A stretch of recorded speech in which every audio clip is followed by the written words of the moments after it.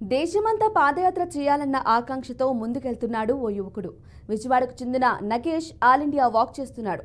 మొదటి విడతగా విజయవాడ నుండి చెన్నై వెళ్లాడు. రెండో విడతగా విజయవాడ నుంచి పూరి వెళ్తున్నాడు. అందులో భాగంగా శనివారం సాయంత్రం అనపర్తి చేరుకున్నాడు. ఆదివారం రెస్ట్ తీసుకుని ఇవాళ ఉదయం అనపర్తి నుండి బయలుదేరారు. పెదపూడి మండలం మీదుగా ఇవాళ కాకినాడ చేరుకోబోతున్నాడు. ఎప్పటికప్పుడు తన పాదయాత్ర సమాచారం సోషల్ మీడియా, యూట్యూబ్ ఛానల్లో పోస్టు చేస్తూ ఎంతమంది అభిమానులు సంపాదించుకున్నారు. భారతదేశ పాదయాత్రే తన లక్ష్యమని, ప్రతి 10 కిలోమీటర్లకు కొత్త విత్తనాలు నాటి పర్యావరణాన్ని కాపాడటానికి తన వంతు ప్రయత్నం చేస్తున్నానని తెలిపాడు.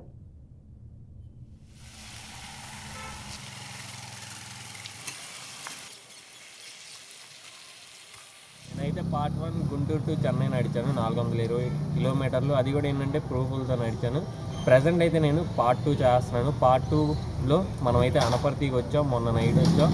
నిన్న ఆగిపోయాను వర్షాల కారణంగా. కాదు, వర్షాల్లో కూడా నడిచేసాం. కాకపోతే ఏంటంటే వర్షాల్లో నడిచి మనకైతే లెగ్స్ అనేవి కొంచెం స్వెల్లింగ్ అయిపోయి కిందంతా కొట్టుకుపోయింది. అందుకని చెప్పేసి నిన్న ఆగిపోయి ప్రస్తుతానికి ఈరోజు అయితే నేను వాకింగ్ అనేది చేస్తున్నాను. ఈరోజు అయితే వాకింగ్ అయితే అనపర్తి నుంచి కాకినాడ వరకు అనమాట.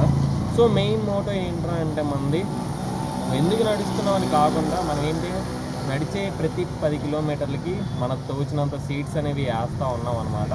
సో మనం వెళ్ళే దారిలో కొన్ని వెళ్ళే చోట్ల ఏంటంటే హైవేస్ పక్కన కానివ్వండి, కొన్ని రోడ్ల పక్కన కానివ్వండి, మనకి ఏంటంటే ట్రీస్ లేవన్నమాట. ఎండ టైంలో ఏంటంటే బాగా ఇబ్బంది అయిపోయింది మనకి. సో మనకి